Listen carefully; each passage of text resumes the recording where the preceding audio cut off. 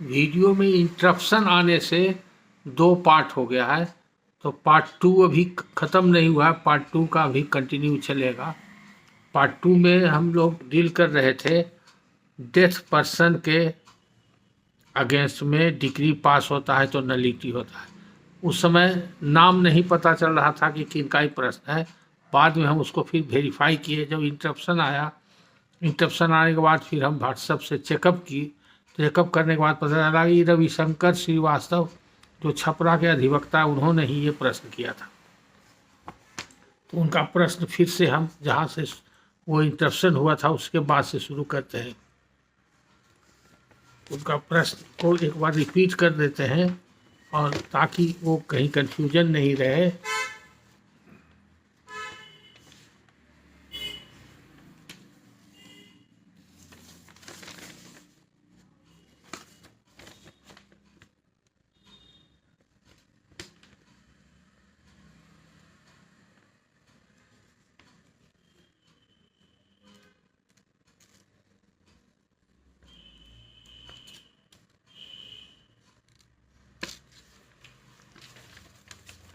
यहीं से इनका प्रश्न शुरू होता है। कोई टाइटल सूट की डिग्री यदि डेथ पर्सन के नाम से बन जाती है तो क्या अपील में वह डिग्री निरस्त कर दी जाएगी? तो इसका सीधा जवाब है, जैसा हम एक्सप्लेन कर चुके हैं, कि any judgment and order decree passed against a dead person is a nullity. जब नलिटी है तो उसको अपील में तो नलिटी भी कहने का पूरा अधिकार है, और नहीं अगर अपील हुआ है तो कोई कोलेटरल प्रोसीडिंग, कोई दूसरे केस में भी अगर ये मामला उठता है तो वहाँ भी वो कोर्ट भी उसको कह सकता है, इग्नोर कर सकता है नलिटी कह के। तब प्रिंसिपल यही है नलिटी का। यहाँ पर उनका समाप्त हो जाता है। जो पहला लाइन सवाल का है उसका आंसर यहीं समाप्त हो जाता है। अब इसमें उन्होंने जो लिखा है, हम थोड़ा सा हिंट किए थे फर्स्ट पार्ट में कि लिखने में भी पूरा स्पेसिफिक नहीं है और हम उसको मान के चल रहे हैं। मुद्दई ने ट्रायल के दौरान डेथ पर्सन के अगेंस्ट सब्स्टिट्यूशन का पिटीशन निचला अदालत में दिया और सब्स्टिट्यूशन करके रिकॉर्ड बना दिया है। तो सब्स्टिट्यूशन करके रिकॉर्ड बना दिया है, इसका मतलब क्या हुआ? सब्स्टिट्यूशन को वहाँ पर रिकॉर्ड कर दिया, प्लेंट में जहाँ पर लिखना चाहिए था, पार्टी बनाना चाहिए तो वहाँ बना दिया। ये कहने का तात्पर्य हम ये लगाते हैं, रिकॉर्ड कर दिया फिर भी न्यायालय द्वारा गलती से डिग्री डेथ पर्सन डिफेंडेंट के नाम से बन जाती है, तो डिग्री में नाम आ गया डेड पर्सन का, तो कोई गलती प्लेंटिफ का नहीं है और इसके लिए प्लेंटिफ को पेनलाइज नहीं किया सकता है। ये ऑफिस की गलती है, उस गलती का सुधार कभी भी हो सकता है। तो आपने सवाल किया कि तो क्या अपील के सुनवाई के दौरान वह डिग्री नल एंड वाइड कर दी जाएगी? जैसा कि आपका फैक्ट है उसके हिसाब से वो अपील के दौरान सुनवाई के समय वो डिग्री नल एंड वाइड नहीं होगा। ज़्यादा से ज़्यादा आप अपीलेट कोर्ट में ये आवेदन दे सकते हैं कि डिग्री को वापस लोअर कोर्ट में भेज दिया जाए, उसका हम सुधार करा देंगे, ये कहते हुए कि हम लोग का पिटीशन सब्स्टिट्यूशन का पड़ा था और सब्स्टिट्यूशन अलाउ भी हो गया था। सब्स्टिट्यूशन को प्लेंट में इनकॉर्पोरेट भी किया गया है। अगर इनकॉर्पोरेट किया गया है तो भी ठीक है, नहीं भी किया गया है तो भी हालत में अगर अलाउ हो गया है तो उसके लिए 152 में डिग्री करेक्शन के लिए आप अलग से पिटीशन भी लोअर कोर्ट में दे सकते हैं, या अपीलेट कोर्ट का आदेश हो जाएगा कि डिग्री में सुधार करें इस सब फैक्ट लिखते हुए, तो अपीलेट कोर्ट के ऑर्डर और डायरेक्शन के हिसाब से लोअर कोर्ट डिग्री में सुधार कर देगा। और जब डिग्री में सुधार हो जाएगा तो फिर आपका जो सर्टिफाइड कॉपी फाइल किए हैं अपील में, वो जब अपीलेट कोर्ट से आदेश जाएगा डिग्री में सुधार करने के लिए तो सर्टिफाइड कॉपी भी वापस भेज दिया जा सकता है अपीलेट कोर्ट के द्वारा कि इसको सुधार कर दे। तब मेन रिकॉर्ड में जब सुधार हो जाएगा डिग्री में तो आपका सर्टिफाइड कॉपी भी सुधार कर देगा, जो कोर्ट इशू किया है उसमें सुधार कर देगा। एक तरीका ये है, या तो आप फिर लोअर कोर्ट में ही पिटीशन फाइल करें डिग्री में करेक्शन का, जब करेक्शन हो जाएगा, आदेश हो जाएगा, तो फ्रेश चिरकुट दे के सर्टिफाइड कॉपी लेके वो फिर आप डिग्री अपीलेट कोर्ट में फाइल कर सकते हैं। तो आपका अपील बच जाएगा और अपील में कोई दिक्कत नहीं है। वो आपका जो जजमेंट अगर आपके फेवर में हो गया है तो वो नलिटी के रूप में वो नहीं जाएगा, वो मेरिट पर अपील का सुनवाई होगा। अगर मेरिट से वो जजमेंट रहने लायक है तो रह जाएगा। अगर मेरिट से जजमेंट रहने लायक नहीं है, जैसे और अपील में सुनवाई होता है, तो इस बात का कोई एक तरह से इफेक्ट नहीं पड़ेगा। जैसा कि आप समझ रहे हैं, उसको एक्सप्रेस करने में दोनों चीज है, दो चीज़ है। Decree passed against a dead person, it is a different thing than a decree contains name of a dead person. दोनों दो चीज़ है। यहाँ पर आपका जैसा उदाहरण देते हैं नीचे आकर के कि सब्स्टिट्यूशन हो गया, तो डिग्री में नाम आ जाने से डिग्री डेड पर्सन के अगेंस्ट में नहीं बना, मरे हुए व्यक्ति के अगेंस्ट में डिग्री नहीं बना, बल्कि मरे हुए व्यक्ति का नाम डिग्री में जोड़ा गया। अब इसी पर हम बताना चाहते थे क्यों ऐसी गड़बड़ी हो रही है, क्यों गड़बड़ी होती है। और आजकल सिविल कोर्ट में कोई इंस्ट्रक्शन भी गया है या सिविल कोर्ट रूल्स के हिसाब से कोई अमेंडमेंट हुआ है, उसको देखने की आवश्यकता है। आप सिविल कोर्ट रूल्स एक बार एग्जामिन कर लीजिए, और नहीं तो हाई कोर्ट से कोई इंस्ट्रक्शन गया है उसको देख लीजिए। और उसकी वजह है क्या कि बिहार में ये परिपाटी थी कि जब सब्स्टिट्यूशन पिटीशन हम लोग देते थे तो उसमें सभी जगह हर जिला में यही परिपाटी थी, देखते थे कि लोग लिखते हैं कि जो मर गया पार्टी, प्लेंटिफ या डिफेंडेंट जो भी मर गया, उसका नाम काट दिया जाए, एक्सपंज कर दिया जाए या डिलीट कर दिया जाए, और उसके स्थान पर उसके वारिस का नाम जोड़ दिया जाए। तो जबकि अगर ऑर्डर 22 पढ़िएगा पूरा, तो उसमें ये कहीं नहीं लिखा हुआ है कि उसका नाम काट दिया जाएगा और काटने के बाद नाम जोड़ा जाएगा। तो ये कॉमन सेंस से धीरे धीरे बाई प्रैक्टिस डेवलप कर गया कि जब मरा हुआ आदमी का नाम कटेगा तब ने उसके जगह पर, इसीलिए उसको बोलते हैं प्रतिस्थापित करना, तब जब जगह खाली होगा तब ने उसके जगह पर दूसरा को भरा जाएगा उस जगह पर। इस प्रिजम्पशन और इस एजम्पशन के साथ ये परिपाटी चली आ रही थी कि नाम काट दिया जाए, और नाम काटने के बाद जैसे डिफेंडेंट नंबर 3 मर गया, तो डिफेंडेंट नंबर 3 मर गया तो 3 का नाम काट दिया। अब 3 का 4 गो वारिस है, तो उसका नाम जुटने का कहीं कहीं लोग क्या करते थे 3, 4, 5, 6 बना देते थे, और कहीं कहीं लोग 3 क ख ग बना दिए या 3 ABCD बना दिए। इस तरह से वो पार्टी बना देते थे, तो उससे पता चलता था कि जो मरा उसी का वारिस है, ABCD वाला वारिस है। लेकिन कौन आदमी किसका वारिस है और कौन मरा वो उससे नहीं पता चलता है, ओरिजिनल से नाम कट गया उसका। तो डिग्री जो बनेगा तो जो डेड पर्सन है, कौन मरा उसका नाम नहीं आएगा, उसके सिर्फ वारिस का नाम आएगा। तो ये उससे डिग्री से नहीं पता चलता है कि किस मरे हुए व्यक्ति का ही वारिस है। तो दूसरे प्रांतों में ऐसा प्रैक्टिस में पहले से चला रहा था, जो कि रिपोर्टेड केस लॉ में हाई कोर्ट सुप्रीम कोर्ट में भी देखा जाएगा, और हाई कोर्ट सुप्रीम कोर्ट के जजमेंट और ऑर्डर में भी आपको मिलेगा ऐसा कि जो व्यक्ति मरता था उसका नाम एक्सपंज नहीं किया जाता था, यानी कि डिलीट नहीं किया जाता था। या तो प्लेंटिफ हो या डिफेंडेंट या अपेलेंट हो या रेस्पोंडेंट, उसका नाम के आगे डिसीज लिख दिया जाता था, और ब्रैकेट में disease through LR, through legal representative, और उसके बाद उसका नाम नीचे में उसके लीगल रिप्रेजेंटेटिव आ गया। मानिए डिफेंडेंट नंबर 3 मरा, तो उसके 3A, 3B, 3C जितना भी वारिस है जोड़े, तो इससे पता चल जाएगा कि वो आदमी मर गया है, डिसीज हो गया है। तो डिसीज का भी नाम डिग्री में रहेगा, लेकिन विथ दिस क्वालिफिकेशन कि वो डेड पर्सन है।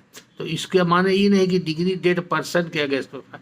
तो आज के तारीख में आप लोग भी इस पर ध्यान दीजिएगा जितने अधिवक्ता हैं, और जो जहाँ पर ही प्रैक्टिस में, कुछ जगह ही प्रैक्टिस में अडॉप्ट हो गया है, अब कुछ लोग जान गए हैं। बहुत बार क्लास में हम सब्जेक्ट के क्लास में या मुंसिफ की क्लास में जुडिशियल एकेडमी में ट्रेनिंग प्रोग्राम के दौरान इस बात को बताए हैं, और बहुत से लोग उसको फॉलो कर रहे हैं।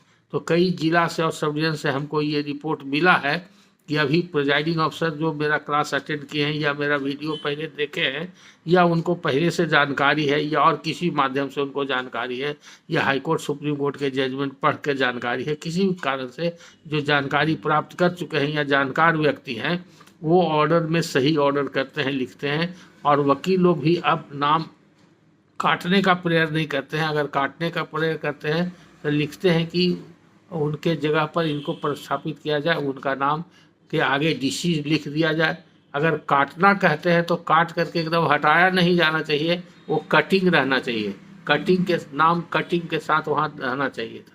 तो कटिंग के साथ जनरली जब काट दिया जाता है तो डिग्री में कटा हुआ नाम लोग नहीं देता है, ऑफिस वाला जो किरानी बनाता है डिग्री, तो इसीलिए अगर नाम नहीं कटेगा तो उनके आगे सिर्फ लिख दिया जाएगा डिसीज थ्रू LR ब्रैकेट में। तो तो उनका नाम भी रह जाएगा और वारिस का नाम जोड़ दिया जाएगा। तो यही प्रैक्टिस में अडॉप्ट करना चाहिए। पिटीशन में भी उसी तरह से लिखना चाहिए।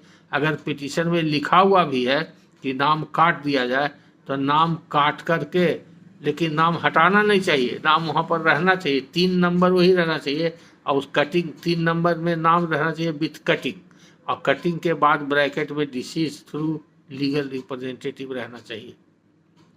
तो इससे पता चलेगा कि उनका नाम पार्टी अब 3 थे लेकिन अब नहीं है। तो कटिंग लाइन होना चाहिए लेकिन वहाँ से हटना नहीं चाहिए, वहाँ पर मौजूद रहना चाहिए। और जैसे वो लाइन मौजूद रहेगा तो डिग्री बनाने के समय भी इस बात का ध्यान रखना चाहिए कि डिग्री में भी उसी तरह से कटिंग के साथ हो, या अगर कटिंग नहीं है तो ब्रैकेट में आप देखिएगा डिसीज्ड और थ्रू LR लिखा रहेगा। जनरली हाई कोर्ट और सुप्रीम कोर्ट के ऑर्डर में पार्टीज का नाम आजकल आता है। अभी लोअर कोर्ट में भी इंस्ट्रक्शन हो गया, जब जजमेंट लिखते हैं सिविल सूट में या क्रिमिनल केसेस में किसी में भी, तो जितना भी पार्टी है सबका पूरा नाम, एड्रेस सब ऑर्डर या जजमेंट में रहता है। पहले ऐसा नहीं था, उसमें केस रेफरेंस खाली नाम बनाम A बनाम B लिख दिया, A and others versus B and others हो गया, ऐसे रहता था। इसको हेड नोट बोलते हैं। तो केस रेफरेंस के लिए वही रहता था, लेकिन आजकल पूरा पार्टी का नाम लिखा जाता है। इसी सब बात को ध्यान में रखते हुए ये सब प्रक्रिया अपनाई गई है और आजकल पूरा नाम लिखा जाता है। तो यहाँ पर आपका प्रश्न का तो उत्तर हो गया। आगे इस तरह की गड़बड़ी नहीं हो, इसलिए इस पर ध्यान दीजिए। और अधिवक्ता लोग का ही ज़्यादा उत्तरदायित्व है इसके लिए कि कैसे वो सुधार करें, ताकि उनको भी परेशानी नहीं हो, क्लाइंट को भी परेशानी नहीं हो और कोर्ट को भी परेशानी नहीं हो। तो ये हो गया श्रीवास्तव जी का सवाल का जवाब। अब आगे फिर लिखते हैं, हम डिग्रीदार हैं। डेथ यानी कि आपका प्लेंटिफ थे, आपका सूट डिग्री हो गया, आपके पक्ष में हो गया, आप डिग्रीदार हैं। और रिस्पोंडेंट जो है जिसके खिलाफ हुआ, डिफेंडेंट जिसके खिलाफ हुआ डिग्री, वो अपील फाइल किया, तो नेचुरली अपील में उसको मौका मिल गया, वो प्ली लेगा, लेकिन वो प्ली टेनेबल नहीं है, डिग्री नलिटी नहीं होगा। इतना आप निश्चिंत रहिए जैसा आपका केस है। तो आगे आप लिखते हैं, हम डिग्रीदार हैं। डेथ पर्सन का प्रतिनिधि सब्स्टिट्यूट होने के बाद भी निचला कोर्ट गलती से डेथ पर्सन के नाम से ही डिग्री तैयार कर दिया है। तो इसका तो हो गया निराकरण। डिग्री के दौरान प्लेंटिफ को ध्यान में नहीं आया, ठीक है, गलती हुआ इसीलिए ऐसा हुआ, लेकिन अपील में अपीलान द्वारा इसी मुद्दे को उठाया गया है और कहा जा रहा है कि यह डिग्री नल है। तो इसका जवाब दे दिया, ऐसा कुछ नहीं है। अब आप इससे निश्चित रहिए। तो इनके श्रीवास्तव जी के प्रश्न का तो आंसर कंप्लीट हो जाता है। अब एक नए अधिवक्ता का प्रश्न है और इनका प्रश्न हम इसके बाद लेंगे, बाकी और अन्य लोगों का प्रश्न लेंगे। इनका नाम है सरोज कुमार, मुजफ्फरपुर से ये लिखते हैं। चूँकि नए भी हैं तो नए के साथ साथ न्यू कमर है, तो बहुत अनुभव की कमी, जानकारी की भी कमी है, बैकग्राउंड की, लीगल बैकग्राउंड की थोड़ा कमी है, ऐसा हमको लगता है उनके प्रश्न करने से। और उस बात को वो सही अपना व्यक्त भी किए हैं, इसलिए इसमें कोई छिपाने की बात नहीं है और कोई इसमें कोई शर्म की बात नहीं है। जो व्यक्ति नहीं जानता है वो तभी जान पाएगा जब वो किसी के सामने कहेगा कि हम नहीं जानते। जानने की इच्छा रखेगा और उसके लिए प्रयास करेगा तो जानेगा। तो नए अधिवक्ता का तो काम है जहाँ से भी ज्ञान मिले ज्ञान प्राप्त करना चाहिए। सीनियर से प्राप्त कीजिए, अपने कलीग से प्राप्त कीजिए, कोर्ट से प्राप्त कीजिए, किताब से प्राप्त कीजिए, जर्नल से प्राप्त कीजिए, जहाँ से पढ़िए वो आप पढ़िए और उसका नॉलेज को बढ़ाइए अपना, तभी आप अपने आगे बढ़ेंगे और क्लाइंट का भी काम करेंगे और उसके साथ न्याय कर पाएंगे। तो इनका कुछ टिपिकल प्रश्न है, जैसे कि नया वकील और नोविस वकील और क्यूरियस। जो नोविस हो, new novice and curious advocate का प्रश्न समझिए है। तो इसीलिए हम इस पर थोड़ा तवज्जो दे रहे हैं और बता रहे हैं ताकि सरोज कुमार जी को प्रोत्साहन मिले और अपना प्रयत्न जारी रखें। तो पहला चीज़ इन्होंने प्रश्न किया है कि डिस्ट्रिक्ट बार एसोसिएशन में रजिस्ट्रेशन कराना जरूरी है कि नहीं।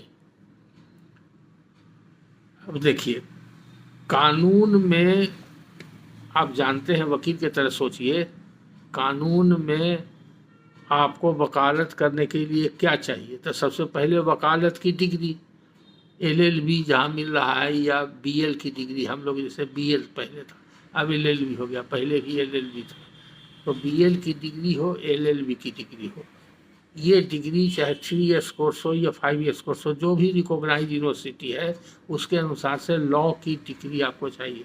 तो बैचलर ऑफ लॉ होना चाहिए, bachelor of law minimum qualification. अब बैचलर ऑफ लॉ होने के बाद आपको एडवोकेसी का लाइसेंस, वकालत करने का लाइसेंस मिलना चाहिए। तो लाइसेंस कौन देता है? तो हर राज्य में एक बार काउंसिल होता है, वो वकीलों की संस्था है, उसके लिए बार काउंसिल एक्ट है, और वकीलों को लाइसेंस लेना जरूरी है प्रैक्टिस करने के लिए, बार काउंसिल एक्ट कहता है, और एडवोकेट्स एक्ट के हिसाब से उसको लाइसेंस लेना जरूरी है। वो लाइसेंस किसको कहते हैं? जब कोई लॉ करके लॉ ग्रेजुएट बार काउंसिल के रोल में अपना नाम इनरोल कराना चाहता है, हमारे काउंसिल के रजिस्टर पर, उसको कहते हैं enrolment on the roll of the bar council. तो बार काउंसिल एक इनरोलमेंट रजिस्टर मेंटेन करता है कानून के हिसाब से, उसमें जो भी वकील अप्लाई करते हैं उसका सर्टेन फीस लगता है, वो फीस देने के बाद उनका नाम उसमें अंकित कर दिया जाता है और उनको एक प्रमाण पत्र मिलता है। तो उसी को लोग समझते हैं, वही प्रमाण इनरोलमेंट सर्टिफिकेट जिसको कहते हैं, उसके आधार पर वो वकील को उस राज्य के सीमा के अंतर्गत जितने भी न्यायालय हैं उसमें वकालत करने का अधिकार प्राप्त हो जाता है। ये हो गया। अब मान लीजिए कि आप पटना जिला के रहने वाले हैं, आप पटना में वकालत करना चाहते हैं, तो पटना में आपको बार एसोसिएशन जहाँ भी है, तो बार एसोसिएशन का मेंबर बनना जरूरी है कि नहीं, ये कानून में नहीं लिखा हुआ है। बार एसोसिएशन का मेंबर बनना जरूरी नहीं है, कहीं कानून में नहीं लिखा। लेकिन अगर बार एसोसिएशन की सुविधा का आप उपयोग करना चाहते हैं, क्योंकि वकील को कोर्ट में जाने पर बैठने की सुविधा चाहिए, वहाँ पर पानी पीने की सुविधा चाहिए, उसको किताब पढ़ने की सुविधा चाहिए, फाइल रखने की सुविधा चाहिए, और किताब की उपलब्धता चाहिए, कानून का कभी भी जरूरत पड़ेगा सब किताब घर से रोज वकील ले सकता है, एक लाइब्रेरी की आवश्यकता होती है। तो ये सब जो सुविधा है बार एसोसिएशन में सदस्य बनने पर प्राप्त होता है। तो हर जिला में एक ही बार होता है जनरली, और जिला में एक बार होता है, लेकिन बहुत सा सब डिवीजन कोर्ट भी है किसी जिला में, और वहाँ पर वकीलों की संख्या ज़्यादा है तो अलग सब डिवीजन बार भी लोग बनाते हैं। और कहीं कहीं जिला में भी कई बार है, लोकल जिला में, जैसे कि पटना में सिविल कोर्ट में एक बार एसोसिएशन है, पटना में कलेक्ट्री के पास भी एक बार एसोसिएशन है, और दूसरे दूसरे जगह से ट्रिब्यूनल में काम करने वाले हैं DRT, तो उसका एक अलग बार एसोसिएशन है। इनकम टैक्स में, सेल टैक्स में काम करने वाले लोग का अलग बार एसोसिएशन है।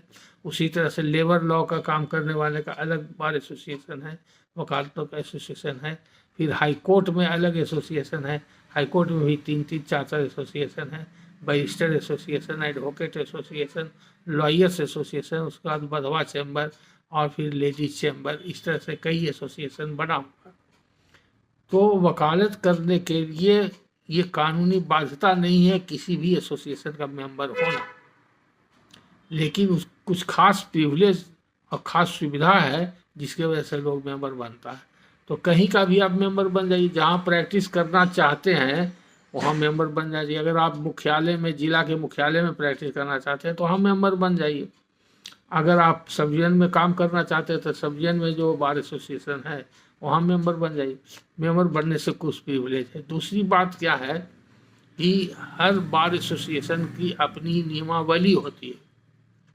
पहले नहीं था, हम लोग के ज़माने में बार एसोसिएशन को ऐसा अपना विशेष नियमावली नहीं बनाता था। अभी नियमावली जो बनता है वो बार काउंसिल के दिशा निर्देश के मुताबिक, एक्ट और रूल्स के मुताबिक, उसका एक फॉर्मेट, स्टैंडर्ड फॉर्मेट है, उसी के हिसाब से बनाना पड़ता है।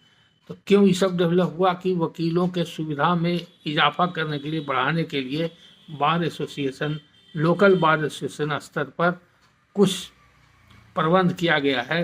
वो प्रबंध ये किया गया है कि जो फॉर्म वगैरह, हाजिरी और टाइम पिटिशन, ये सब हम लोग फाइल करते हैं लोअर कोर्ट में, डिफरेंट कोर्ट्स में, लोअर कोर्ट में, उसमें वो फॉर्म जो है बनाता है या पेपर जो बेचता है। पहले जो हाजिरी फाइल होता था या टाइम पिटिशन पड़ता था वो पाई पेपर पर बोलता था। पाई पेपर वाटर मार्का से डेमी पेपर होता है, पाई पेपर। तो इसका प्रावधान सिविल कोर्ट रूल्स में है कि कौन कागज़ पर बनेगा, कैसे बनेगा और क्या होगा। तो वो सब कागज़ वगैरह जो है गवर्नमेंट बेचती थी, और जो गवर्नमेंट बेचती थी कागज़, तो गवर्नमेंट ट्रेजरी के थ्रू वो सब पेपर्स का सप्लाई होता था। या तरह तरह का जो फॉर्म होता है, सीपीसी और सीआरपीसी के अंतर्गत बहुत सा फॉर्म है, सम्मन का है फॉर्म, वारंट का है फॉर्म, और भी तरह तरह का फॉर्म है।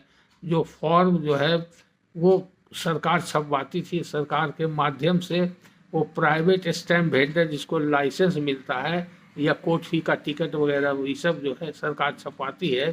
तो वो सब स्टैम्प वेंडर जो होता है वही सिविल कोर्ट में उन लोग को अलग लाइसेंस मिलता है। जैसे रजिस्ट्री कचहरी में जो वसीका लिखाता है उसके लिए अलग लाइसेंस मिलता है, उसका स्टैम्प वेंडर अलग होता है, वो नॉन जुडिशियल स्टैम्प उसको बोलते हैं। और सिविल कोर्ट में जो 2 रुपया 5 रुपया 10 रुपये का टिकट या बड़ा टिकट कोर्ट फीस का सब लगता है, वो सब जुडिशियल स्टैम्प है। तो उस सब को बेचने के लिए सरकार लाइसेंस देती है वो स्टैम्प वेंडर को। तो ये स्टैम्प वेंडर लोग वो सब फॉर्म जो है ट्रेजरी से जो गवर्नमेंट से सप्लाई होता था वो सब फॉर्म को भी बेचता था। तो वो सब बाद में बार एसोसिएशन ने अपना स्थानीय व्यवस्था कर दिया कि वो सब फॉर्म अब प्राइवेट स्टैम्प वेंडर नहीं बेचेगा, वो सिर्फ स्टैम्प बेचेगा। बाकी जो है वेलफेयर एक्ट बना, एडवोकेट वेलफेयर एक्ट बना, उसमें वेलफेयर टिकट बना, उससे वकीलों को फ़ायदा होता है।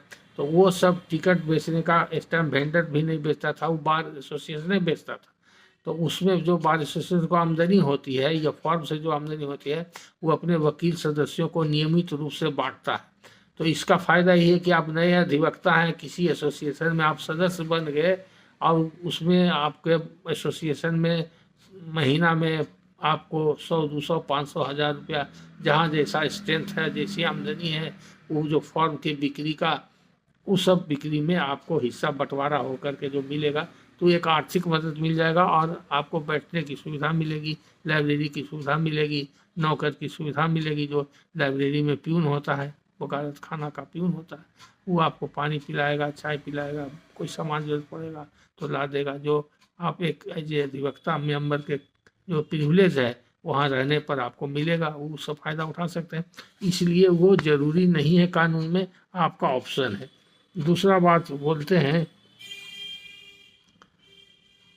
कि कितना बार एसोसिएशन होना चाहिए, और हो सकता है उसकी कोई मान्यता नहीं है, अब बाध्यता नहीं है। एक डिस्ट्रिक्ट में एक बार भी हो सकता है, एक से ज़्यादा भी हो सकता है, इसका कोई कानूनी प्रावधान नहीं।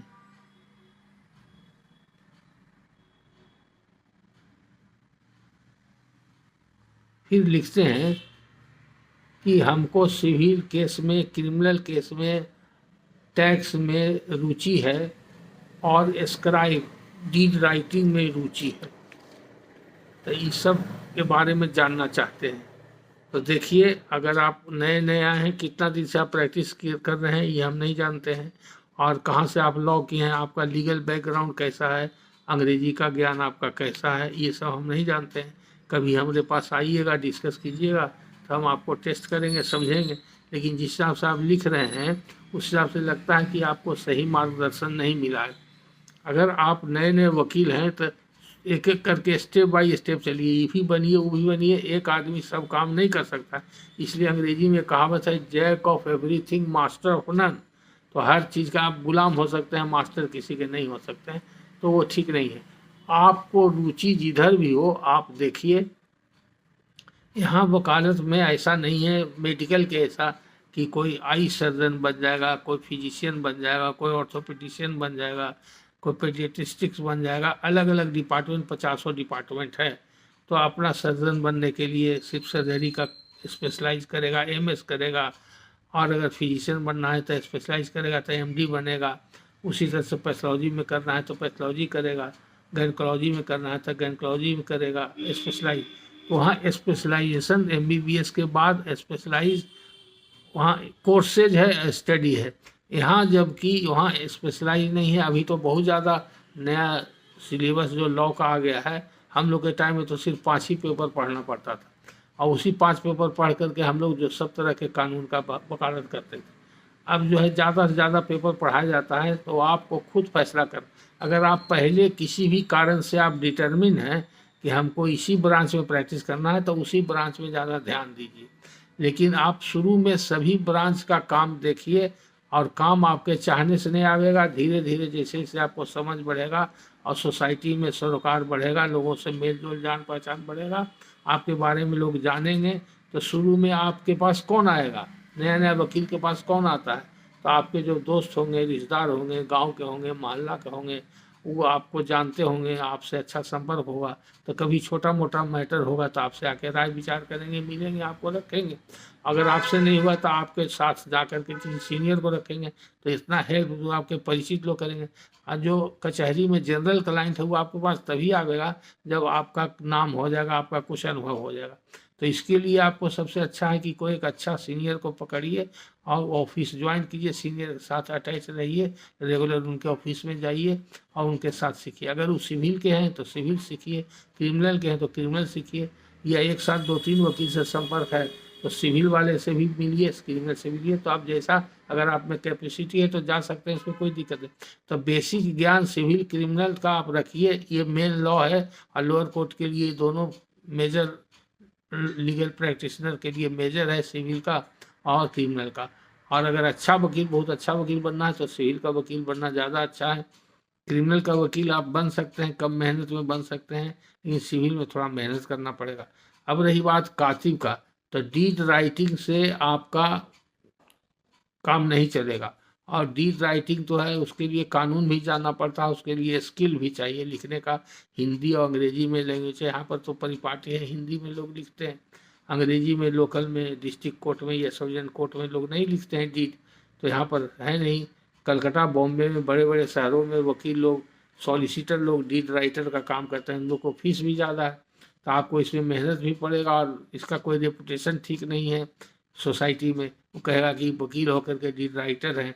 तब कुछ वकील लोग पैसा कमाने के लिए ऐसा करते हैं, अगर आपको ऐसा मौका मिले तो आप कर सकते हैं, लेकिन उस पर बहुत ज़्यादा ध्यान देने की जरूरत है। धीरे धीरे आपको जानकारी हो जाएगी कानून का, और आपको डॉक्यूमेंट पढ़ते पढ़ते, देखते देखते जानकारी हो जाएगी, तो आप खुद लिखने लगिएगा, उसको सीखने की आवश्यकता नहीं। और उसके लिए आपको किसी न किसी डीड राइटर से संपर्क करना पड़ेगा। तो डीड राइटर, चूँकि आपको रजिस्ट्री कचहरी में रहिएगा नहीं, आप रहिएगा सिविल कोर्ट में या क्रिमिनल कोर्ट में, तो किसी को डीड लिखाना होगा। तो जनरल क्लाइंट जो डीड लिखाने वाला तो आपके पास आएगा नहीं।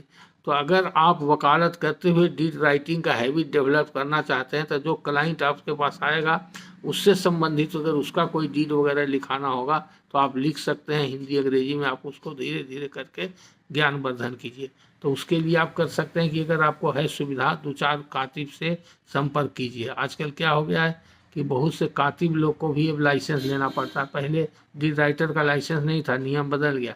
तो जिसके पास लाइसेंस है वही डीड राइटिंग कर सकता है, और उसी का लिखा हुआ डीड राइटिंग तो कोई भी लिख दे सकता है, लेकिन लिखने के बाद रजिस्ट्रेशन ऑफिस में प्रेजेंट कराने और रजिस्ट्रेशन कराने में उसी की मान्यता होगी डीड की, जो कि लाइसेंस है, लाइसेंसी डीड राइटर है, उसी की मान्यता होगी। तो अगर कोई लाइसेंसी डीड राइटर नहीं है तो वो किसी वकील से दस्तखत करा लेता है एज ए प्रारूपकर्ता, जो ड्राफ्ट्समैन के रूप में। तो आप दस्तखत कर दीजिएगा, कोई कोई डीड राइटर अपना लिख दिया, आप दस्तखत कर दिए, आपको कुछ पैसा मिल गया, तो ऐसा शुरू में कर सकते हैं। लेकिन ये देखिएगा कि बहुत उस पर ज़्यादा ध्यान देने का ज़रूरत नहीं है, और बहुत ज़्यादा उस पर निर्भर रहने की आवश्यकता नहीं है। तो हमारा राय है कि सिविल और क्रिमिनल साइड में आप शुरू में मेहनत कीजिए। टैक्सेशन एकदम अलग हो जाता है, उसका वकील भी अलग है, कोर्ट भी अलग है, और उसका इन्वायरमेंट भी अलग है, तो आपको सूट नहीं करेगा, एक साथ तीनों नहीं चलेगा।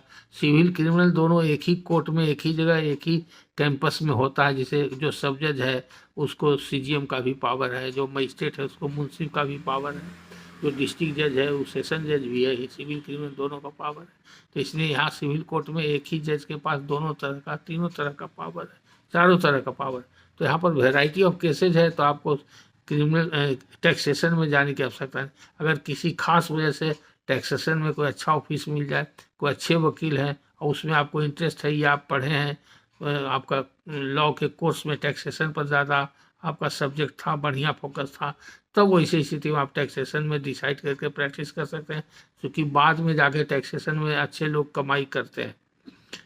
ये तो हो गया जनरल बात, जो एक टिप्स के रूप में, नए अधिवक्ता के रूप में हम आपको बता रहे हैं। बाकी कुछ जानकारी की बात है जो आप जानना चाहते हैं। उसमें आपने लिखा है फाइलिंग कोर्ट किसे कहते हैं, मूव किसे कहते हैं, और कंप्लायंस किसे कहते हैं। ये जब कोर्ट में रेगुलर रहिएगा और जाइएगा तब समझिएगा, और कानून को साथ साथ पढ़िएगा। तो अभी मेरा आपसे यही सुझाव है कि अगर आप सिविल में काम करना चाहते हैं तो सीपीसी के बारे में सब बेयर एक्ट रखिए, बेयर एक्ट पढ़िए, सीपीसी को बराबर देखते रहिए, पढ़ते रहिए। और सीपीसी पर हमारा यूट्यूब पर लेक्चर है, कम से कम शुरू में 25 या 27 लेक्चर है, जहाँ बिगनिंग से लेकर अंत तक सीपीसी पर है। वो जुडिशियल एकेडमी में हम जज लोग को पढ़ाए हैं, वही सब लेक्चर है।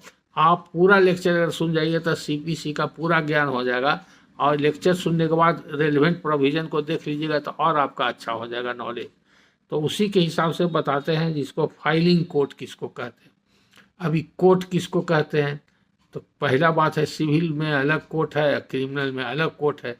तो सिविल में कोर्ट का कॉन्स्टिट्यूशन कैसे हुआ है, एज ए वकील आपको जानना चाहिए। तो जितना भी सिविल कोर्ट कॉन्स्टिट्यूट हुआ है उसका कॉन्स्टिट्यूशन हुआ है Bengal Agra Assam civil court act 1887। ये Bengal Agra civil court act के अंदर कोर्ट का कॉन्स्टिट्यूशन हुआ है। इसको शॉर्ट में सिविल कोर्ट एक्ट भी बोलते हैं। और उसका प्रोसीजर है सीपीसी में, और वो सीपीसी का प्रोसीजर को कैसे रेगुलेट किया जाएगा उसके लिए सिविल कोर्ट रूल्स है। तो ये 3 किताब का रहना जरूरी है, उसके बारे में जानना जरूरी है। तो एक सीपीसी आप रखिए, एक सिविल कोर्ट एक्ट रखिए, Bengal Agra Assam civil court act पतली किताब है, और एक सिविल कोर्ट रूल्स रखिए। और जब जरूरत हो तो उसको प्रावधान को बदल बदल के देखिए। तब सीपीसी के हिसाब से क्या होता है, कोर्ट का जुरिडिक्शन देखा जाता है, किस कोर्ट में केस फाइल होगा। तो कोर्ट का जुरिडिक्शन देखा जाएगा, और फाइलिंग का कोर्ट बनाया जाता है जो परमानेंट कोर्ट होता है। तो परमानेंट कोर्ट होता है उसी को फाइलिंग कोर्ट बोलते हैं। यानी कि एक कोर्ट परमानेंट होता है, वो पहले अब आजकल थोड़ा कंसेप्ट बदल गया है। जब गठन हुआ तो 2 ही तरह का कोर्ट होता था सिविल कोर्ट में। एक सिविल कोर्ट में मुंसिफ का कोर्ट होता था, और एक सब जज का कोर्ट होता था। तो हर जगह हर जिला में एक मुंसिफ एक सब जज का कोर्ट होता था। कहीं कहीं सब डिवीजन में भी कोर्ट होता था सब जज का, मुंसिफ का। तो जो परमानेंट कोर्ट होता था मुंसिफ और सब जज, ये दोनों के यहाँ ही केस फाइलिंग होता था, इसलिए उसको फाइलिंग कोर्ट बोलते हैं। तो सब जज और मुंसिफ 2 कोर्ट क्यों बनाया गया, तो कोर्ट का जुरिडिक्शन डिफाइन किया गया। वही Agra Assam civil court act में वो जुरिडिक्शन डिफाइन किया गया है। तो 2 तरह का जुरिडिक्शन होता है, एक बोलते हैं पिकुनरी जुरिडिक्शन, एक बोलते हैं टेरिटोरियल जुरिडिक्शन। तो एक आर्थिक क्षेत्राधिकार एक्ट हुआ, जो क्षेत्रीय क्षेत्राधिकार जो एरिया का हुआ, किस एरिया में है। जैसे एक सब डिवीजन में एक सब जज है तो पूरे सब डिवीजन तक उसका क्षेत्राधिकार हो गया। लेकिन वैल्यू के हिसाब से पिकुनरी जो क्षेत्राधिकार है, जब मुंसिफ का कोर्ट शुरू बना था तब मुंसिफ को ओल्ड एक्ट के हिसाब से 1000 रुपया का ही क्षेत्राधिकार था पिकुनरी। आज के तारीख में मुंसिफ को 1,50,000 तक है। 1,50,000 से ज़्यादा सब जज का अनलिमिटेड है, करोड़ों अरबों में। तो जब अगर हमको 1.5 लाख तक का केस फाइल करना होगा तो फाइलिंग कोर्ट उसके लिए होगा मुंसिफ कोर्ट। अभी मुंसिफ कोर्ट का नाम भी बदल गया, वही सिविल कोर्ट एक्ट में डिजिग्नेशन चेंज हो गया है 2013 के अमेंडमेंट के बाद। अब उसको बोलते हैं सिविल जज जूनियर डिवीजन, और सब जज को बोलते हैं सिविल जज सीनियर डिवीजन। और पहले जब परमानेंट कोर्ट होता था तो मुंसिफ बोलते थे और सब जज बोलते थे। उसके बाद जैसे आवश्यकता हुई केस बढ़ाता, नया कोर्ट क्रिएट होता था तो उसको एडिशनल कोर्ट बोलते थे। तो एक मुंसिफ के बाद अगर और जरूरत पड़ा तो एडिशनल मुंसिफ बोलते थे। एडिशनल मुंसिफ एक से ज़्यादा 1, 2, 3, 4, 5 कई एडिशनल मुंसिफ हो सकते हैं। उसी तरह सब जज के बाद एडिशनल सब जज 1, 2, 3, 4, 5 हुआ करते हैं। अभी जो चूँकि ये अमेंडमेंट हो गया 2013 से, तो अब जो एडिशनल कोर्ट होते हैं अब एडिशनल नहीं कहलाते हैं, सभी अब सब जज ही हो गए, नंबर बन रहता है। तो जो सबसे सीनियर सब जज होता है वो सब जज नंबर 1 हो गया, उसका सब जज 2, सब जज 3, सब जज 4 हो जाएगा। या सिविल जज senior division number 1, number 2, number 3, या सिविल जज जूनियर डिवीजन नंबर 1, नंबर 2। मुंसिफ में एडिशनल मुंसिफ हो जाएगा, 2, 3, 4 हो जाएगा। तो जो मेन कोर्ट होगा, नंबर 1 कोर्ट होगा आज के तारीख में, वही फाइलिंग कोर्ट होता है। तो फाइलिंग कोर्ट उसी को कहते हैं जहाँ केस फाइल होता है। लेकिन अभी और उसमें सिस्टम, जब कंप्यूटराइज सिस्टम हो गया फाइलिंग का, तब फाइलिंग का एक अलग बन गया है जगह, हर जगह सिविल कोर्ट में और हाई कोर्ट में, तो उसका इंचार्ज होता है उस सेक्शन का, रजिस्ट्रार होता है। तो सिविल कोर्ट का रजिस्ट्रार जो होता है, रजिस्ट्रार जो होता है वो मुंसिफ या सब जज रैंक का व्यक्ति हो सकता है। तो वो वहाँ पर कंप्यूटर में फाइल होता है जहाँ सब डाटा एंट्री वगैरह होता है। तो फाइलिंग कोर्ट तो वही रह गया, लेकिन उसी के बिहाफ में, जैसे मान लीजिए कि हमको मुंसिफ में केस फाइल करना है, तो वही जो फाइलिंग सेंटर है वहीं पर फाइल होगा, लेकिन उसका एंट्री फिर जा करके मुंसिफ कोर्ट में हो जाएगा, जो परमानेंट कोर्ट है या कि फाइलिंग कोर्ट है। अगर सब जज के जुडिक्शन का होगा तो फाइलिंग तो वहीं होगा, रजिस्ट्री में होगा, रजिस्ट्रार के यहाँ जहाँ कंप्यूटर में होता है वहाँ से फिर वो सब जज कोर्ट में जाएगा। वहाँ CIS नंबर लोअर कोर्ट में बोलते हैं, CIS नंबर पड़ेगा और तो वहाँ जा कर के उसका टाइटल सूट नंबर या मनी सूट नंबर जो है नंबर पड़ता है। तो ये सब प्रोसीजर है। वहाँ पर स्थानीय जो अधिवक्ता है, जो सीनियर अधिवक्ता है या आपके समकक्ष अधिवक्ता है, उनको जानकारी है, उनसे पूछिएगा, डिस्कस कीजिएगा, या कोई पुराना मुंशी है सिविल कोर्ट से, उससे पूछिएगा तो ये भी आपको बता देगा। तो फाइलिंग कोर्ट आप समझ गए। उसके बाद मूव क्या कहते हैं? मूव कहते हैं कि कोई केस में अभी पर सुनवाई नहीं हो रही है और कोई मैटर है जिसमें हम कोर्ट के सामने रखना चाहते हैं, तो हम कोर्ट के जाकर के मेंशन करेंगे, बहस करेंगे, तो उसी को मूव करना कहते हैं। तब जैसे मान लीजिए कि आप आज आपका केस है कोई टाइटल सूट में, आज डेट है और आपने टाइम पिटिशन दिया है और आपको टाइम चाहिए और लंबा टाइम चाहिए या अपनी इच्छा के अनुसार टाइम डेट चाहिए, तो आपको जा करके मूव करना होगा। मूव करना होगा इस माने कि कोर्ट में जाके खड़ा होकर आपको कहना होगा, अंग्रेजी में उसको मेंशन भी बोलते हैं, कि हमने ऐसा ऐसा टाइम पीरियड किया, ये ग्राउंड मेरा है, हमको 1 महीना का समय दिया जाए, तो वो तभी आपको कोर्ट अलाउ कर देगा। तो उसी तरह से कोई पिटिशन दिया है, मान लीजिए कि इंजंक्शन का पिटिशन दिया है, रोक लगाने का, तो अभी पिटिशन दिया है तो पिटिशन सिर्फ फाइल हो जाएगा। कोर्ट अपने हिसाब से बहुत सा कोर्ट सिस्टम बनाए हुए कि सीरियल नंबर से 10-20 केस 50 केस है तो केस पुकार करके सुनवाई करता है। और जहाँ पर उस तरह का सिस्टम नहीं बना हुआ है और जिसको प्लेंटिफ या डिफेंडेंट को, जो पार्टी को कोई पिटीशन को कोर्ट के नोटिस में लाने की आवश्यकता है या उस पर कोई आदेश कोर्ट का चाहता है, तो वो मूव करेगा, यानी कि मेंशन करेगा तभी आदेश होते, इसी को बोलते हैं मूव करना। और तीसरी बात आपने पूछा है कंप्लायंस। कंप्लायंस का मतलब क्या होता है? कंप्लाई वर्ड से कंप्लायंस बना है। कंप्लाई करना मतलब पालन करना, अनुपालन करना। जैसे कोर्ट ने कहा कि आपको, आप प्लेंटिफ है, मान लीजिए आपने सूट फाइल किया, आपका सूट एडमिट हो गया, तो कोर्ट ने कहा कि मुदाले के ऊपर नोटिस जाएगा, नोटिस का प्रपत्र दाखिल करें, रिक्विजिट ऑफ नोटिस और सम्मन जो भी होता है आप दाखिल करें। तो आप जब दाखिल कर दीजिएगा, जो टाइम लिमिट है, तो उसका कंप्लायंस हो गया। इसको बोलते हैं कि हमने कंप्लाई कर दिया। तो अगर कोर्ट का कोई आदेश हो गया आपको, तो आपको उसका अनुपालन करना है, तो उसको कंप्लायंस हो गया। कंप्लायंस, अगर कोर्ट ने आदेश दिया अपने ऑफिस को, अपने स्टाफ को, अपने प्यून को या नाजिर को, जिसको आदेश दिया, वो आदेश का उसने पालन कर दिया, तो हो गया, अनुपालन हो गया। तो उससे कंप्लायंस रिपोर्ट मांगा जाता है। इसीलिए हम नाजिर को दिया कि जाके दखल दहानी आप दे आइए, दखल दहानी दे के चले आइए, तो दखल दहानी का कंप्लायंस रिपोर्ट मांगेगा, तो कंप्लायंस रिपोर्ट मांगेगा तो देगा कि हम गए थे इतना बजे, इतना इतना तारीख को यहाँ पर गए, ऐसे ऐसे दखल है, तो कंप्लायंस उसको बोला जाता, तो उस सेंस में कंप्लायंस को इस्तेमाल किया जाता है। इसके बाद एक और इनका डिटेल में आया है,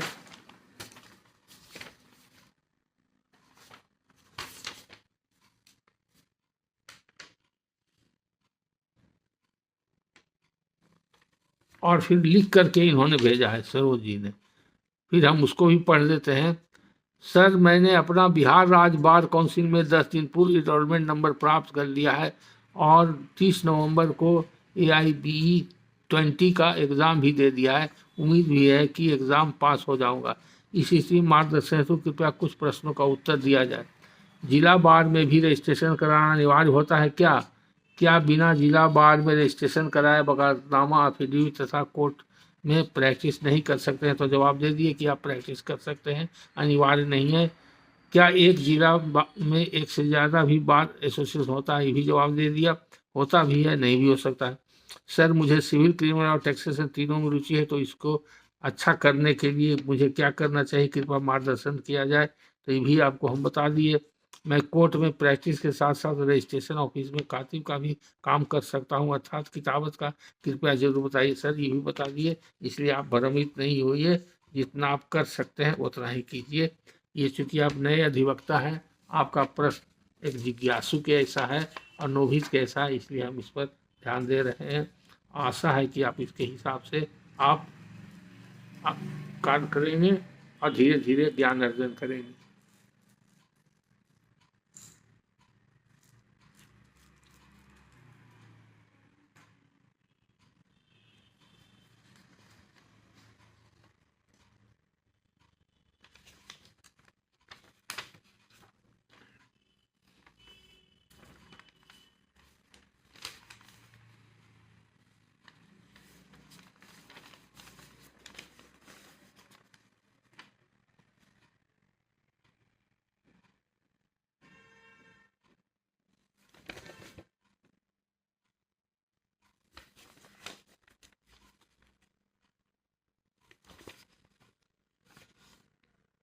संतोष कुमार राय एडवोकेट आरा से, इन्होंने पूछा है कंस्ट्रक्टिव रेस जुडिकेटा क्या होता है। बहुत अच्छा सवाल है और बहुत टेक्निकल सवाल है। अगर आप कुछ दिन भी प्रैक्टिस किए होंगे सिविल कोर्ट में और कुछ केस किए होंगे तो कंस्ट्रक्टिव रेस जुडिकेटा जरूर सुने होंगे। तो रेस जुडिकेटा का सेक्शन 11 है। पहले रेस जुडिकेटा समझिए, तब कंस्ट्रक्टिव रेस जुडिकेटा समझिएगा। और कंस्ट्रक्टिव रेस जुडिकेटा का प्रावधान कहाँ है, किसको कहते हैं कंस्ट्रक्टिव रेस जुडिकेटा, इसके लिए आपको किताब से बताना जरूरी है। तो सबसे पहले सेक्शन 11 पढ़िए। सेक्शन 11 कहता है रेस जुडिकेटा। रेस जुडिकेटा दो लैटिन वर्ड से बना है, रेस और प्लस जुडिकेटा। रेस का मतलब हुआ लिटिगेशन और जुडिकेटा का मतलब एडजुडिकेट हो गया, जो ऐसा विवाद है जिसका निराकरण निपटारा कर दिया गया, उसको रेस जुडिकेटा कहते हैं। तो इस माने रेस जुडिकेटा का सिद्धांत कैसे आया। ये रेस जुडिकेटा का सिद्धांत है कि एक बार एक पार्टी के बीच में किसी विषय वस्तु के लिए विवाद हुआ, सिविल सूट हुआ और दोनों पार्टी कंटेस्ट किया, कंटेस्ट करने के बाद फैसला हो गया और बाद में उसी विषय वस्तु के लिए फिर कोई पार्टी या उसका वारिस या उसका लीगल रिप्रेजेंटेटिव फिर दोबारा मुकदमा लावेगा तो नहीं चलेगा। तो जो विवाद का निराकरण विधिवत तरीके से हो गया है उसको फाइनली हर्ड एंड डिसाइडेड बोलते हैं। तो फाइनलिटी ऑफ जजमेंट होना चाहिए। अदरवाइज क्या है कि बाप केस लड़ा, मान लीजिए लड़ करके हार गया, फिर बेटा आकर के दूसरा केस खड़ा कर देगा, बेटा भी हार गया फिर पोता आगे कर देगा, तो इस एंडलेस हो जाएगा। तो इसको एंडलेस नहीं हो और कंक्लूसिव हो और आगे कार्रवाई नहीं चले, इसीलिए इसको सेक्शन 11 में सीपीसी में इनकॉर्पोरेट किया गया। सेक्शन 11 सीपीसी में रेस जुडिकेटा का प्रावधान किया गया। उसका लैंग्वेज बड़ा इंपॉर्टेंट है, एक बार पहले वो पढ़ लीजिएगा तो खुद समझ में आ जाएगा। कहता है क्या कि no court shall try any suit or issue in which the matter directly and substantially in issue has been already and substantially in issue in a former suit between the same party or between parties under whom they or any of them claim litigating under the same title in a court competent to try such subsequent suit or the suit in which such issue has been subsequently raised and has been heard and finally decided by such court। तो इसमें हो गया वही चीज कि कोई court try करेगा ही नहीं। अगर मान लिया कि एक बार ए और बी के बीच में मुकदमा चला एक मकान के लिए जो वार्ड नंबर 3 का होल्डिंग नंबर 25 है, अब उसी मकान के लिए ए का बेटा और बी का पोता के बीच में दोबारा मुकदमा आ जाएगा और सेम इशू अगर उसमें रहेगा तो नहीं चलेगा। या ए ने किसी को बेच दिया तो खरीदार है जो फिर बी पर या बी के किसी खरीदार के अगर इसमें लाएगा, यानी कि सेम टाइटल में कोई क्लेम करने वाला व्यक्ति हो, जो पहले जो लड़ा दोनों व्यक्ति दोनों पार्टी उसका कोई वारिस हो, उसी के टाइटल के आधार पर लड़ रहा हो, तो दोबारा मुकदमा नहीं चलेगा। कोर्ट उसको ट्राई ही नहीं करेगा, तो कोर्ट लेगा ही नहीं मुकदमा। अगर गलती से फाइल हो गया तो सूट डिसमिस हो जाएगा रेस जुडिकेटा के ग्राउंड पर। इसमें तो क्या जरूरी होना चाहिए, इसमें होना चाहिए कि 2 सूट होना चाहिए। पहला suit finally heard and decided होना चाहिए, फैसला पूर्ण रूपेण हो गया हो। दूसरा होना चाहिए कि बिटवीन दी सेम पार्टीज होना चाहिए, लिटिगेटिंग अंडर दिस, अगर सेम पार्टी नहीं है तो litigating under the same title होना चाहिए। जैसे कि ए अगर मर गया तो ए का कोई खरीदार है ए से, या ए का कोई यह डोनी है, या ए का कोई बाल बच्चा है, वो लाता है तो वही claiming under the same title, A के टाइटल पर ही क्लेम कर रहा है, तो उसके लिए भी रेस जुडिकाटा अप्लाई कर जाएगा। और विषय वस्तु एक ही हो और दोनों में फैक्ट इन इशू एक ही हो, दोनों में इशू एक ही हो और जो इशू पहले डिसाइड हो चुका हो, ये सब कंडीशन जब पूरा हो जाएगा तो रेस जुडिकाटा अप्लाई करेगा। इसलिए एक्सप्रेशन में दिया हुआ है former suit shall denote the suit which has been decided prior to suit in question. माने फॉर्मर सूट इसमें इसलिए कह दिया गया कि मान लिया कि जो सूट बाद में फाइल हुआ, अगर वही संजोग से पहले किसी कारणवश डिसाइड हो गया, तो डिसाइड हो गया पहले, तो उसी को माना जाएगा फॉर्मर सूट। तो फॉर्मर सूट में जो जजमेंट हो गया वही ऑपरेट करता है रेस जुडिकेटा के लिए लेटर सूट में। उसका दूसरा एक्सप्रेशन है for the purpose of this section the competence of a court shall be determine irrespective of any provision as to right of appeal from the decision of such court.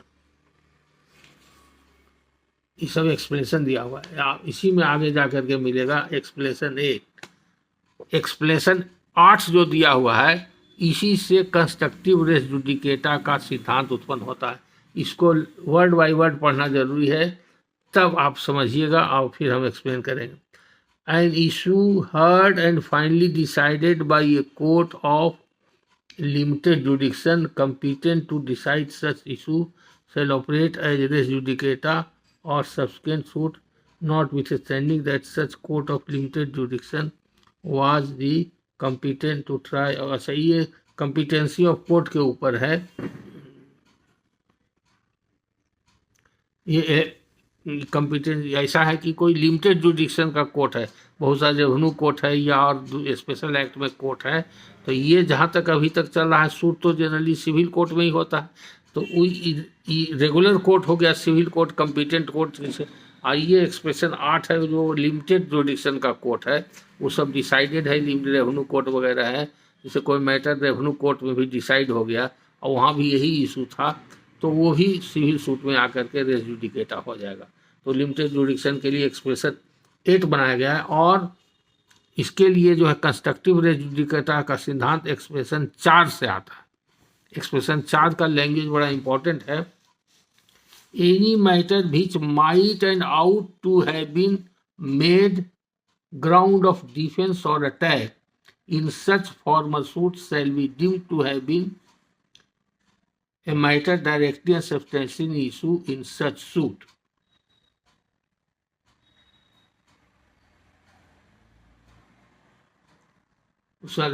Any relief claimed in the plaint which is not expressly granted by the decree shall for the purpose of this section be deemed to have been refused। तो expression 4 और 5 करके पढ़िएगा, expression को पढ़िएगा गौर से, तो देखिएगा कि अगर कोई ऐसा प्ली लिया जा सकता था जो पहला सूट था उसमें जो डिसाइड हो गया फाइनली, और वो प्ली आपने नहीं लिया और सूट डिसाइड हो गया, तो ये माना जाएगा कि आपने वो प्ली लिया था और वो आपके अगेंस्ट में डिसाइड हो गया। तो इसी को बोलते हैं constructive res judicata which ought to have been and might have been taken in the former suit. तो केस के प्रकृति पर जब पहले रेस जुडिकेटा समझ जाइएगा, तब उसके बाद कंस्ट्रक्टिव रेस जुडिकेटा समझने के लिए देखिएगा कि ऐसा प्ली हम वहाँ लिए थे कि नहीं लिए थे, और अगर नहीं लिए थे तो अब दोबारा सूट में वो प्ली ले करके दोबारा सूट हम नहीं कर सकते। जैसे मान लीजिए कि अगर कोई सूट था, मुद्दई ने कहा कि प्रॉपर्टी मेरा है, ठीक है, मुद्दई अपना कहता है कि मेरा इंसेशनल प्रॉपर्टी है, और मुद्दाले कहता है कि ये प्रॉपर्टी हमारा एंसेस्ट्रल प्रॉपर्टी है, और बाद में डिसाइड हो जाता है कि नहीं, ये जो है मुद्दई का एंसेस्ट्रल प्रॉपर्टी है, मुदाले का एंसेस्ट्रल प्रॉपर्टी नहीं है, मुद्दई का एंसेस्ट्रल प्रॉपर्टी। और जब मुदाले हार जाता है तो बाद में मुदाले एक सूट लाता है और वो कहता है कि नहीं, ये मेरा प्रॉपर्टी तो फलाने फलाने से हमारे एंसेस्टर ने, ये हमारे फलाने आदमी ने खरीदा था और खरीदने के बाद हमारा कब्जा हुआ था, या हमारा एडवर्स पोजीशन इस पर चला आ रहा है, इतना तारीख से ऐसे ऐसे हम कब्जा में चले आ रहे हैं। कोई नया प्ली ले लेता है और ये इशू वहाँ पर एडवर्स पोजीशन का उसने रेज नहीं किया था पहले सूट में, यहाँ एडवर्स पोजीशन का कोई केस बना करके दूसरा सूट में रेज करता है। तो ये जो प्ली है, ये इशू है, वो barred by constructive res judicata हो जाएगा। तो इस सूट में ये प्ली नहीं ले सकता है, यानी कि इसी प्ली पर अगर ये सूट आधारित है तो कोर्ट इसको ट्राई नहीं करेगा, वो सूट उसका डिसमिस हो जाएगा। तो इसी को बोलते हैं कंस्ट्रक्टिव रेस जुडिकेटा। तो सीधा उसका मतलब हो गया ए प्ली और defence which out to have been taken in the former suit but could not have been taken and the suit has been decided, it shall be presumed that that plea has been taken but that plea has been rejected or refused by the court। यानी कि आपने वो plea लिया था और वो issue था और वो डिसाइड हो गया, आपके अगेंस्ट में हो गया, तो अगर सचमुच में लेते और डिसाइड हो जाता आपके अगेंस्ट में तो रेस जुडिकेटा होता ही। यहाँ बिना लिए हुए हो गया, क्यों हो गया? आपकी गलती, क्योंकि आपने उस प्ली को लिया ही नहीं, आपके पास वो प्ली अवेलेबल था। जिस समय आप बयानतरी दे रहे थे कि आप कह रहे हैं कि हमारा एंसेस्ट्रल प्रॉपर्टी है, उस समय आप कह सकते थे कि नहीं, मेरा एडवर्स पोजीशन है, ये प्रॉपर्टी उन्हीं का था, ऐसे ऐसे हमारे एंसेस्टर ने इसको कब्जा कर लिया था, इतना साल से वो कब्जा में रहे, उनके मरने के बाद मेरा कब्जा में आया। तो एडवर्स पोजीशन का प्ली आपको अवेलेबल था उस समय, आपने नहीं लिया, तो barred by constructive res judicata होगा। तो यही संतोष जी, यही कंस्ट्रक्टिव रेस जुडिकेटा है। हम समझते हैं कि आप समझ गए हैं, और इस पर आगे आप पढ़िएगा तो आपको समझ में आ जाएगा, क्योंकि आप लॉयर हैं।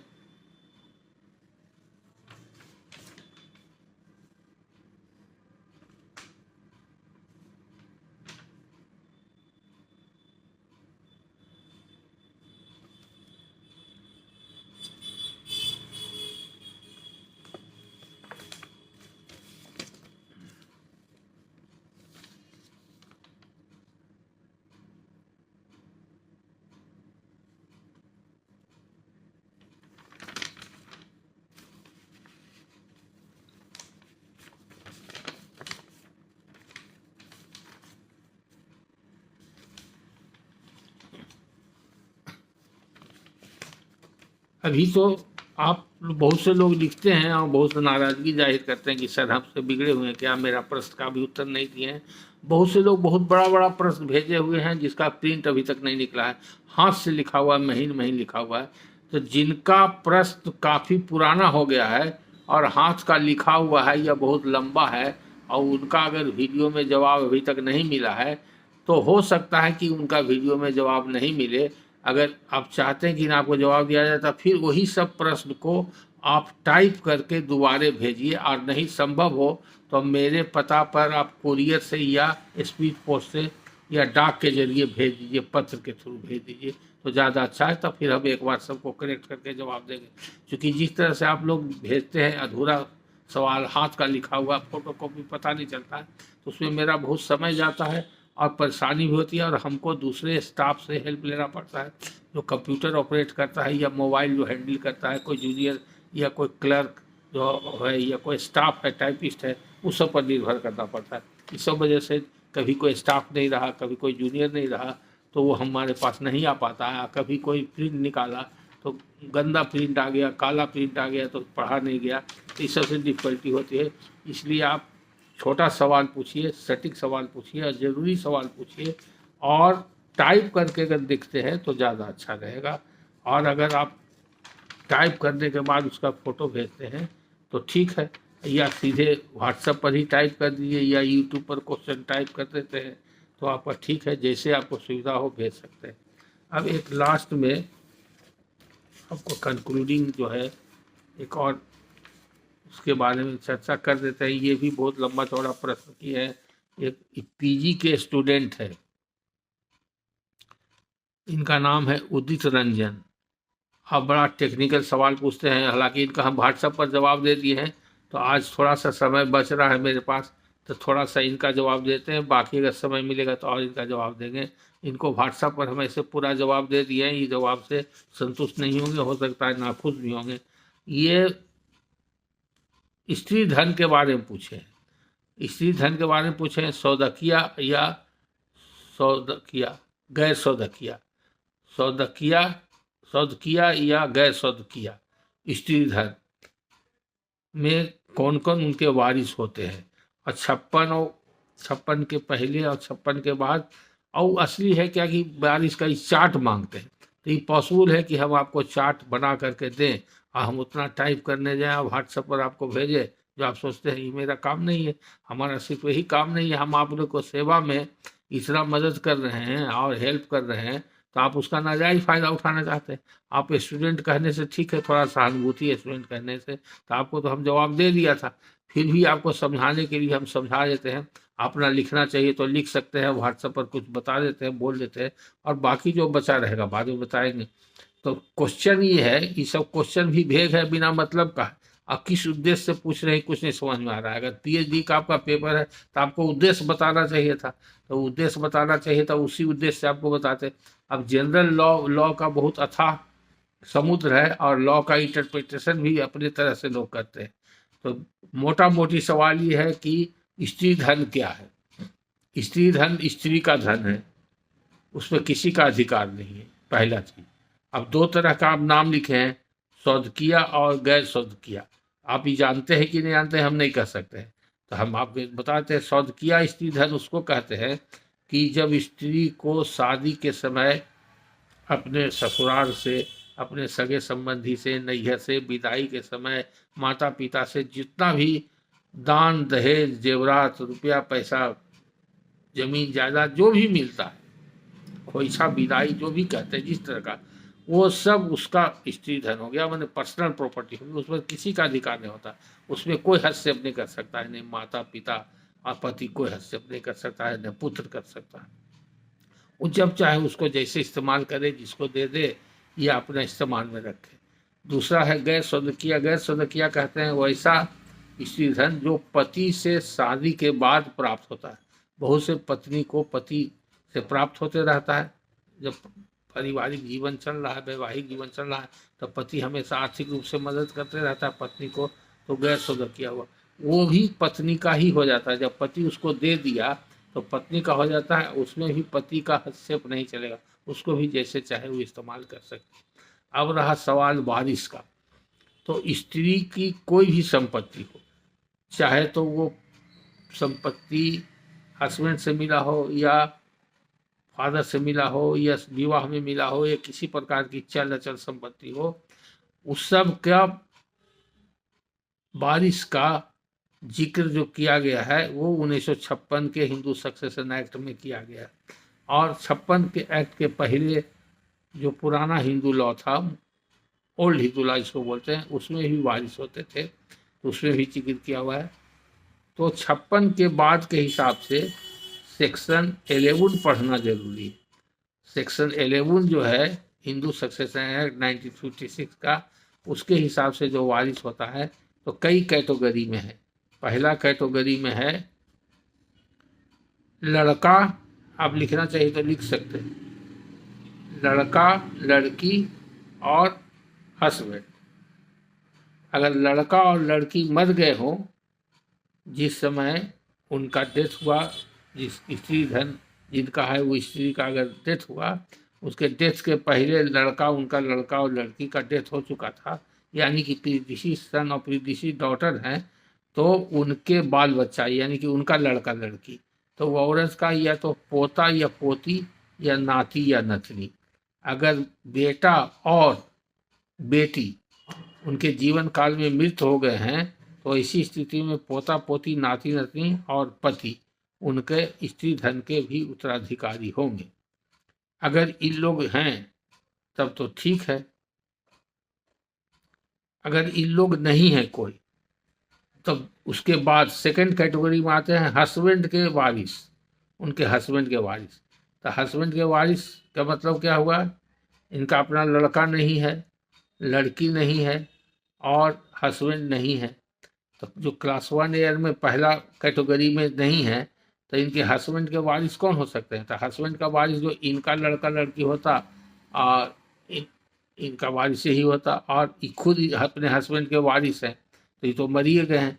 तब हस्बैंड का वारिस होगा, इसका माने जो क्लास 1 ईयर्स में कोई नहीं हस्बैंड का, तब फिर उनका क्लास 2 ईयर्स में भाई बहन वगैरह जो भी होंगे वो क्लास 2 ईयर्स हस्बैंड के वारिस में जाना पड़ेगा, क्लास 2 ईयर्स में जाना पड़ेगा, उनको होगा। अगर ये क्लास 2 ईयर्स भी नहीं होंगे तब जाकर के उनका हो जाएगा मदर और फादर पर चला जाएगा। अगर मदर और फादर भी नहीं है वो लेडी के, तो एयर्स ऑफ फादर पर चला जाएगा।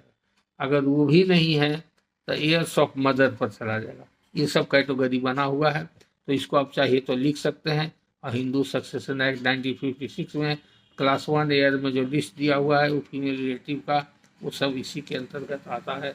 और सेक्शन 11 और के हिसाब से ये सब वारिस होते हैं। अब इसमें से कुछ थोड़ा बहुत तब्दीली पुराना एक्ट में होगा, लेकिन वो बहुत ज़्यादा फर्क नहीं है। अब पुराना एक्ट का कोई मामला अगर है तो वो पुराना एक्ट से नहीं देखा जाएगा। ये आप लिख क्यों जानना चाहते हैं? अगर कोई 56 के पहले मरा हो स्त्री धन छोड़ करके और उसका कोई विवाद हो, तो उसका पूरा फैक्ट दीजिएगा, तब क्लियर आपको चार्ट बता देंगे कि जिसका किस प्रकार का स्त्री धन था, उसकी मौत किस तारीख को हुई थी, और जिस समय मौत हुई थी तो उसके वारिस में कौन कौन मौजूद थे। ये सब आप लिख करके दीजिएगा डिटेल में, स्पेसिफिक टाइप करके, तो फिर आपको बताएंगे। अगले वीडियो में मिलेंगे। धन्यवाद।